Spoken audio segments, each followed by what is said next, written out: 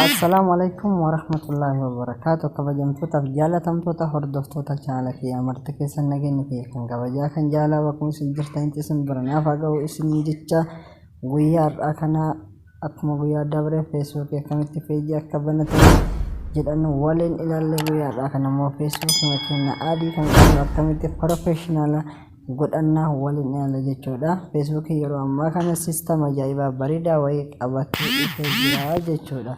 Haaluma salphaan biyyoota hayyamaa ta'e keessatti Facebook kana professional mode irratti onii godhannee akkamitti akka montaayizii goonu waliin ilaallaa jechuudha. Garuu biyyoota hedduu keessattis hin dalagu. Biyyoota hayyamaa ta'e warroonni biyyoota hayyamaa ta'e keessa jirtan karaa salphaan akkamitti akka irratti deeffachuu dandeettan akkasumas mallaqa irraa argachuu akkamitti akka dandeenyu waliin ilaallaa. Sistema ajaa'ibaatti waan bareedaa isiniin jedha.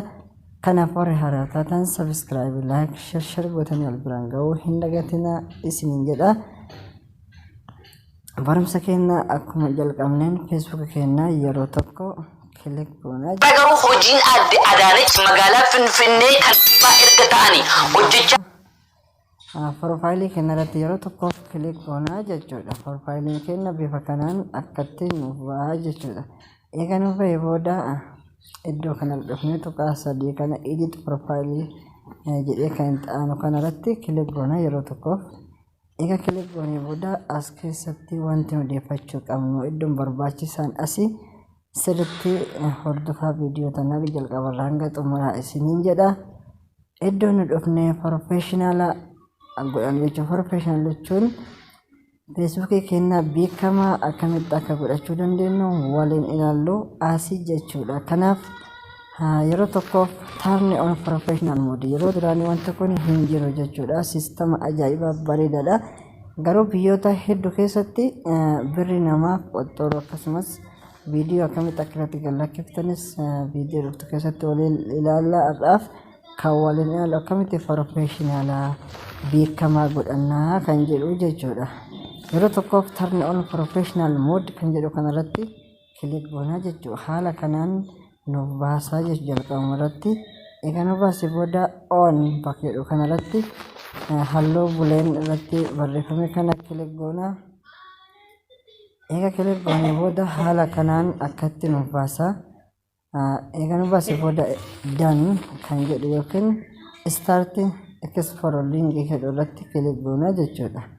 Dan kan irratti kilik egaa godhee booda haala kanaan akka nama peejii banadheetitti naaf sirraa'ee jira jechuudha. Duraan filaawar jedhee wanta an adii qabu guutuu isaa filaawaritti naaf jijjiiree filaawingii namoota an adii itti arga jechuudha. Fakkeenyaaf Facebook yaallamiti kaama namaati irratti yaaleef isin agarsiisaa jira jechuudha. Kanaaf irratti deeffannee jirra jechuudha. Haaluma salphaan beekamaa professional godhamu. Namoonni hedduun isaanii kan adii nu gaafatan filooyi nu godhan malee adiin akka duraan isaan nuuf hin godhanii jechuudha. Kanaaf sistema bareedaa ajaa'ibaati. Warroonni biyyoota akka Dubaay, Suudii, Qatar, Oman akkasumas biyyoota Awurooppaa fi Ameerikaa keessa jirtan mara keessaniifuu irratti deeffattanii mallaqa argachuu dandeettanii. Biyyoota akka Itoophiyaa, akka biyyoota Somaaliyaa, Jibuutii, Yemen biyyoota kanaa keessatti sistemni kun ammas yeroo hin dalagu jechuudha.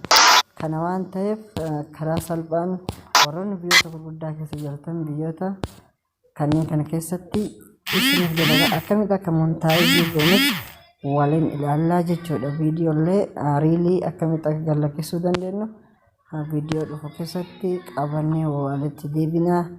Warri barumsa kun isin jiran irraa bu'aa ilaalu. like, subscribe, share gootanii wal biraan ga'uu hin dagatinaa isiniin jedha. Turtii gaarii. Bye bye.